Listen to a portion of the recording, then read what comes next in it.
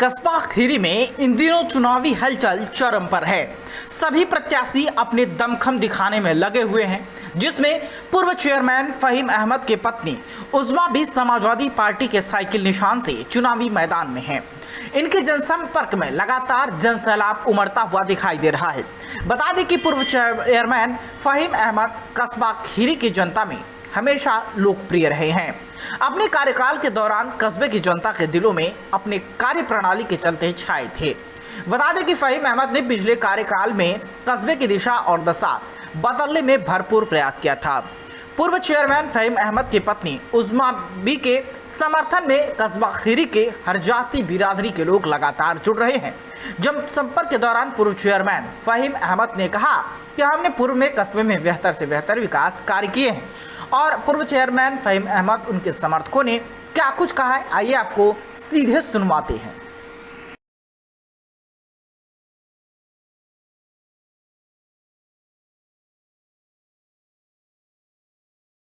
Samajwadi party जो कहती है वो करती है। जो उनके 21 मुद्दे हैं, उस मुद्दों के बारे में उनको इतना नहीं मालूम है कि नगर पंचायत अध्यक्ष के कितने पावर होते हैं।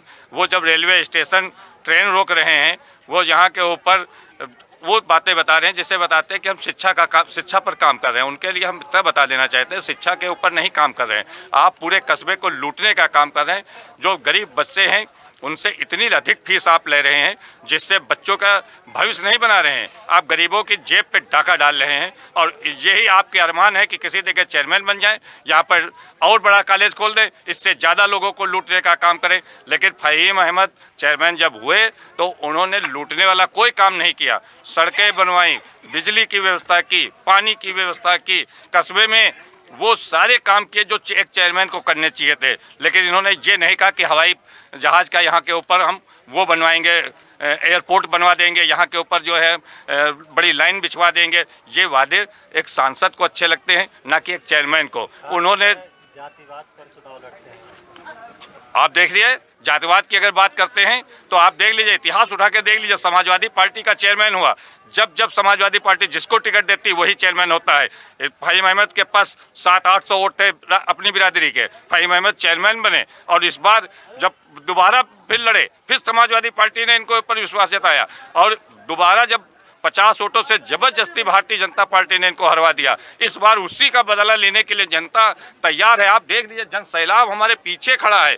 हम लोग कोई जनसत्ता लेकर के नहीं आए थे, ये न किराए की है, ये जन सैलाब इसी मोहल्ले का है। मोहल्ले वालों का कहना कि जब आप थे तभी ये सड़कें बनी, जब आप थे तभी यहाँ बिजली आई, उसके बाद कोई काम नहीं हुआ। भारतीय जनता पार्टी के डबल इंजन की सरकार, ट्रिपल इंजन की सरकार बन गई, लेकिन उसके बाद भी एक भी काम नहीं हुआ। और जहां के ऊपर पूरी उम्मीद है कि अगर आप फहीम अहमद की पत्नी उज़मा भी बनती हैं तो उसी तरीके से विकास होगा। तमाम बातें हैं जो हम लोग बताना नहीं चाहते, यहाँ के ऊपर अगर बताने लगेंगे तो बहुत समय लग जाएगा। हमने राशन की दुकानों के ऊपर प्रतिनिधि लगा दिए थे, एक भी किलो सामान नहीं गलत मिल सकता था। हमने बिजली वालों से कह दिया था कि आप अगर चेक करना चाहते हैं चेक करिए, यहाँ कस्बे में चोर नहीं रहते हैं लोग, लेकिन भ्रष्टाचार मत कीजिए। और फिर यही वादे के साथ आ रहे हैं कि कस्बे का जो भ्रष्टाचार है वो खत्म कर दूंगा, तभी दम लूंगा, उससे पहले दम नहीं लूंगा। पहले सबसे पहले जो ये कस्बे खीरी में दलाली भ्रष्टाचार चल रहा है, ये सब खत्म करने का काम करेंगे फहीम अहमद। ये वादा है आप लोगों से। हमारे पास मुद्दे तो समाजवादी पार्टी के पास इतने हैं कि जो काम हम लोग करके गए थे अपने कार्यकाल के अंदर, उसके अलावा एक भी ईंट नहीं लगी है।